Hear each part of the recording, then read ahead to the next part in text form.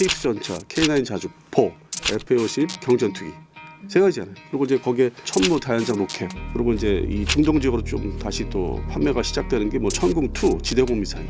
근데 앞으로는 KF-21 때문에 덕분에 아주 현대화가 제대로 되는, 아주 뭐 거의 대한민국 공군 창구 이래로 이렇게 알차게 되는 건 처음이 아닌가. 주변국 대비 밀릴 거 없다. 방어 전투는 얼마든지 제대로 할 수 있다.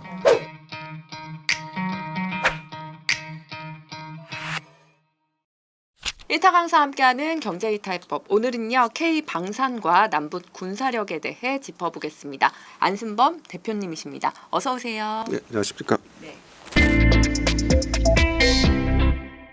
네, 대표님 바로 남북 전력 비교 먼저 여쭤보겠습니다. 남북 이제 군사력을 비교했을 때요, 뭐 육해 공군 전력 중에 우리 군이 좀 북한 군보다 압도적으로 좀 우위에 있다.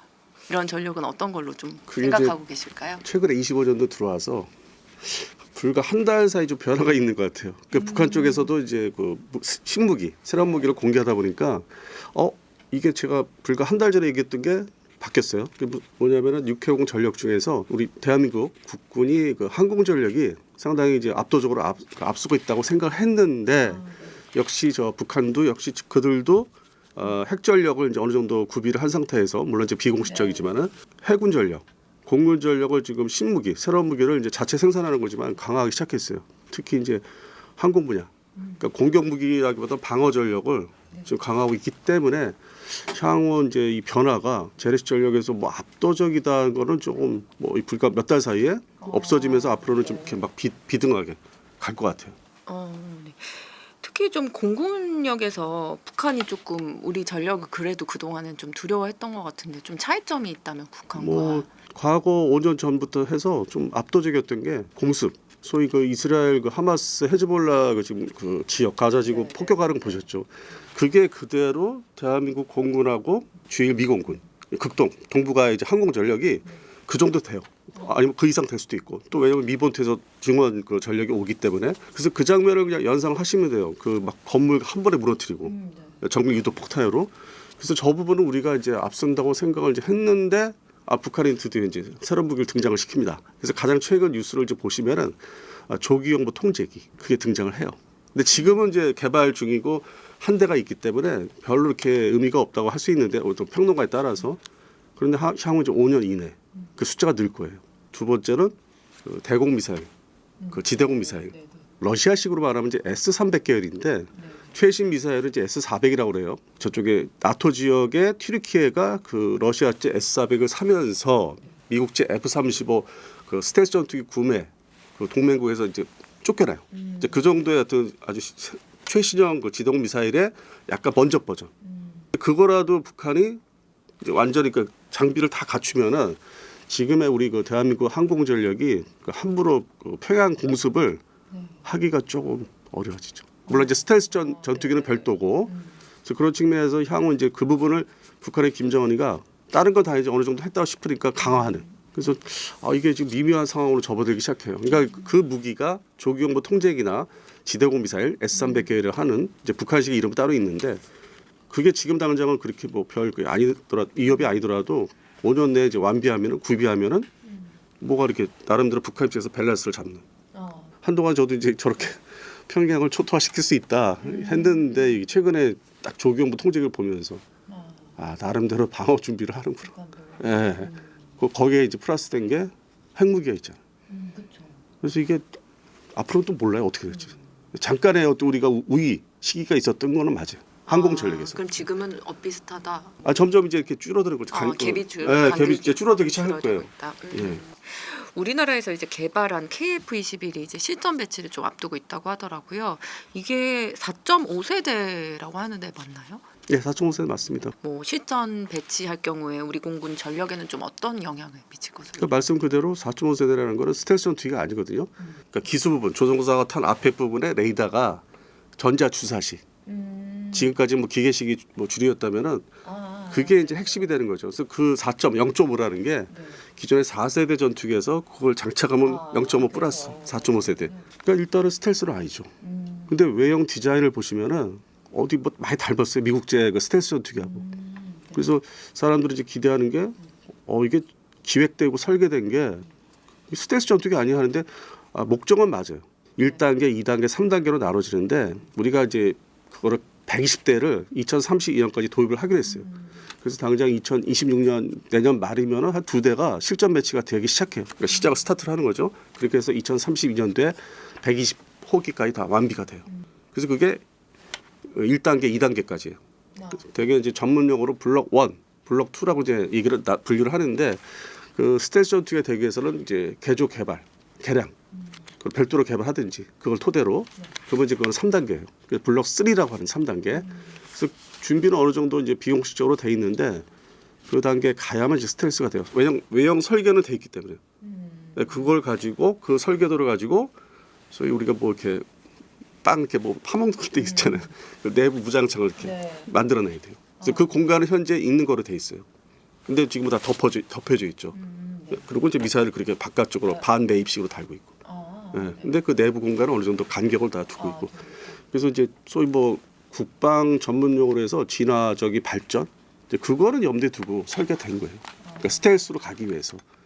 근데 문제는 이제 5세대로 갈 수도 있어요. 2032년도 이후에. 근데 세상은 이제 저기죠. 6세대로 가고 있기 때문에 항상 이게 우리는 뭐 한 발짝 좀 늦게 가는 느낌이 있는데 그래도 그 시기에 가도 5세대 전투기의 시장은 또 별도로 있기 때문에 그래서 우리 대한민국 대부분의 국민들이 아주 제가 이렇게 다니면서 한번 조사를 해봤는데 나름대로 모든 국민들이 남자라면 다 관심이 있어요. 그래서 뭐 K방산 이제 얘기하는데 언론 매체에서 이제 흔하게 뭐 K9 자주포. 근데 저는 개인적인 불만이 있습니다. 잘 나가는 거 맞아요. 맞는데 그 주식 관련돼 있어요. 예, 직간접적으로. 그리고 회사는 또 좀 독특한 회사고. 그러니까 오히려 그거보다는 KF-21을 좀 더 얘기를 더 자랑스럽게 할 수 있고 해야 되는데 맨날 그냥 K9 어디서 출 또 된다. 그럼 대표님이 보시기에 뭐 주변에서도 KF-21을 좀 경계한다고 하는데 우리나라 이 전투기 개발 기술력이 어느 정도 수준으로 보고 계세요? 한 20년 전부터 이게 이제 거의 일치월장 갑자기 건너뛰는. 근데 이제 그 역사를 보니까 제가 이제 90년대 초반부터 이제 이쪽 분야 일을 했는데 90년도 정확히 96년도에 이미 저도 이제 나중에 알았는데 그 당시에 삼성항공이라고 있었거든요. 지금은 이제 다 통합해서 카이라고 하지만은 그 당시에 이미 그 준비가 돼 있었어요. KF-21 사업이. 그 보도자를 그 당시에 삼성항공 보도자를 어디 이제 제 창고에서 뒤져보니까 이미 그 당시에 96년도 IF 직전에 그 당시에는 우리가 그 미국제 F-16 전투기 그걸 면허 생산, 라이센스 면허 생산을 이제 그때 막 한참 하던 시절인데 그 국내에서 이제 120대를 생산하다 보니까 이제 한국형이다 그래서 K자가 앞에 붙어요. KF-16. 그래서 그때 토대로 이제 기술이 많이 좀 이렇게 습득이 됐어요. 이 전투기를 어떻게 조립하고 뭐 어떻게 뭐 레이더 장착하고 이런 기술이 상당히 이제 자리를 잡았고 그리고 최근에 이제 뭐 트럼프 정권에서 얘기하는 대한민국을 상대로 방위 산업 뭐 절충교역 없애라. 근데 그 당시에 절충교역 역할이 우리가 이제 그 전투기를 사주면서 국내 조립이지만은 사주면서 기술을 좀 받았죠. 그 계약서에 한국형 초음속 뭐 전투기 그 계약을 의도를 했죠. 개발을 같이 해주는 걸로. 그래서 그게 바로 이제 지금의 F-50. 물론 이제 그 당시에는 이제 훈련 용도의 T-50만 있었는데 그거를 이제 무장을 장착하는 개량해서 F-50이 돼서 지금 수출 시장에서 인기가 좀 있다고 하는. 그래서 그런 부분이 이제 중간 단계 또 있었기 때문에 그래서 그건 이제 공동 개발, 설계라든지 같이 연구하면서 머리 맞대고. 그래서 그게 상당히 큰 도움이 됐죠. KF-21 그 주변국들에서는 어떤 반응을 좀 보이고 있나요? 근데 솔직히 말씀드려서 뭐 깜짝 놀라서 뭐 이렇게 뒤로 자빠진다는 아니고 한국 대한민국의 공군력이 상당히 그 스스로 어떤 전력이 밸런스 그러니까 알차게 가고 있다. 그 직전까지는 뭐 예를 들어서 작년 6월달에 우리가 오랜 그 시간 사용했던 F4 팬텀이라는 3세대 전투기를 퇴역을 시킵니다. 아주 거창하게 행사를 했어요. 상당히 구형 전투기죠. 전 세계에서 뭐 한 3개국만 지금 사용하고 있는. 그 무슨 얘기냐면 이제 그런 구형 전투기, 뭐 스텔스 전투기, 뭐 F-50 혼재되는 시절이 얼마 전까지 있었는데 앞으로 KF-21이 이제 내년 말부터 2대, 4대, 뭐 10대 이렇게 생산돼서 한 2028년 넘어가면은 이제 그런 구형 전투기는 하나도 없이, 그러니까 4.5세대 말씀드린 대로, 그다음에 5세대 이렇게 두 가지로만 가는 거예요.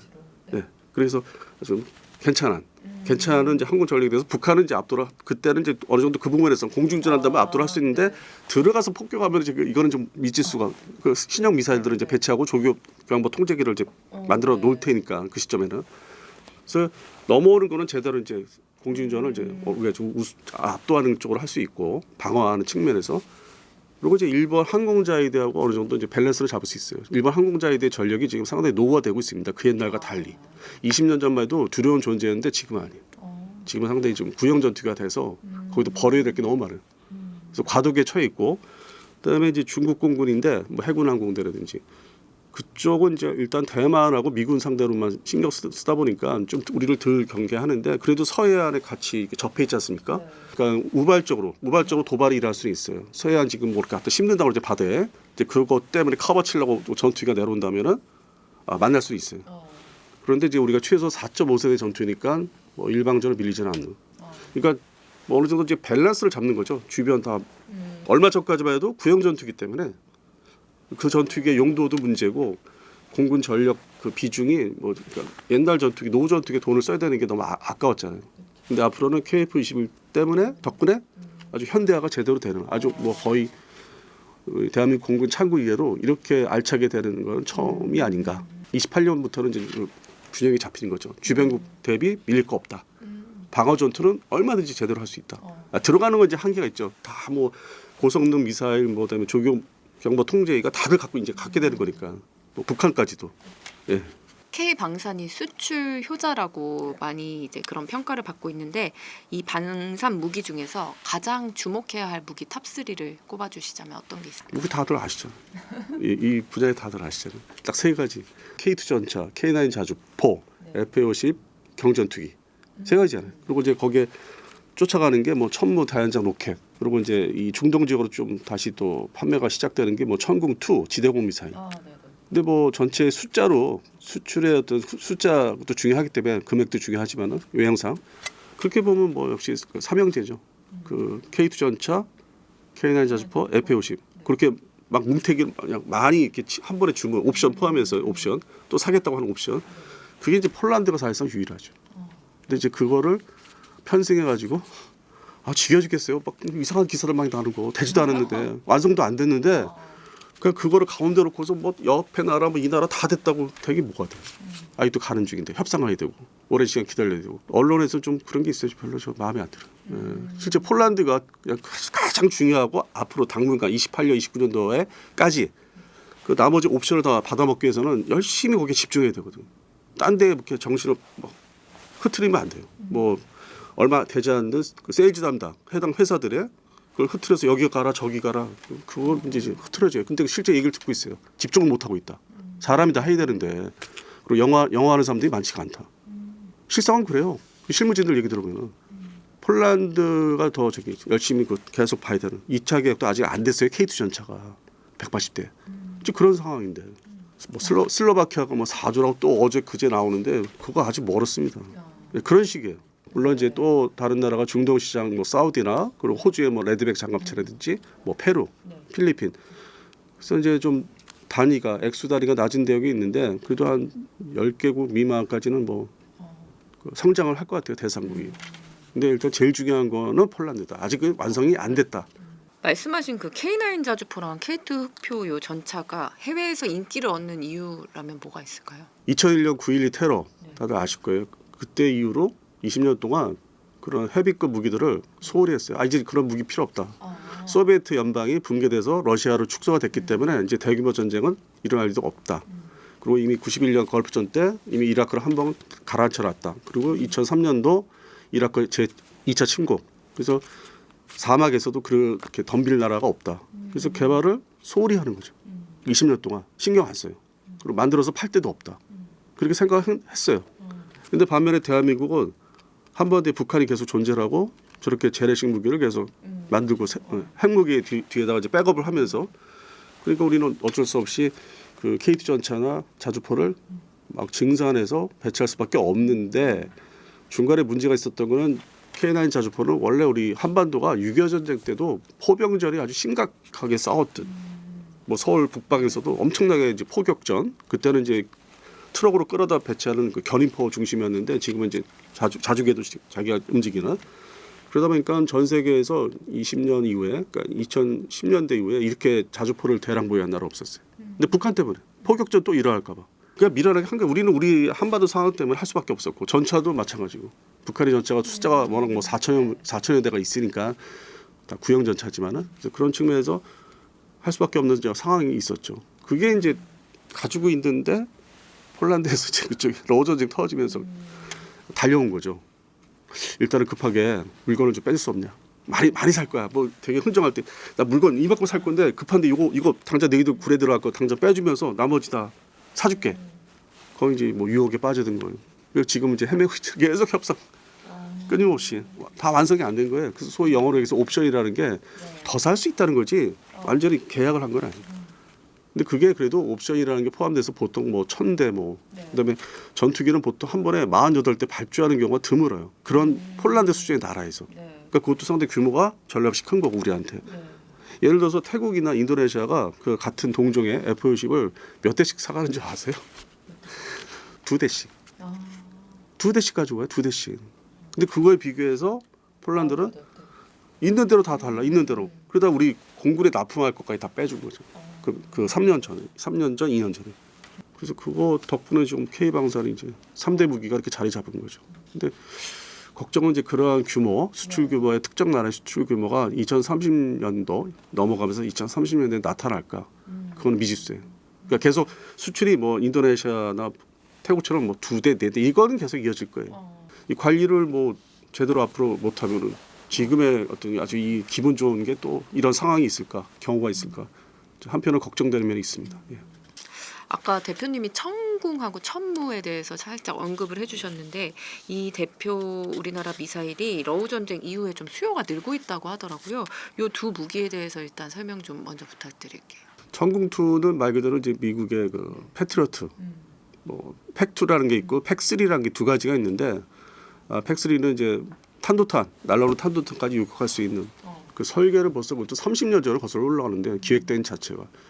근데 우리나라 천궁2는 이제 러시아 기술하고 그 불금 사업이라고 이제 기술을 받을 경우가 있었어요. 잠깐 문이 열린 적이 있어요. 지금은 다 닫아버렸지만 그것하고 이제 우리가 이제 미국제 지대공 미사일 호크라든지 나이키 허큘리스를 운영하다가 이제 그러한 이제 운영 경험이 쌓인 거.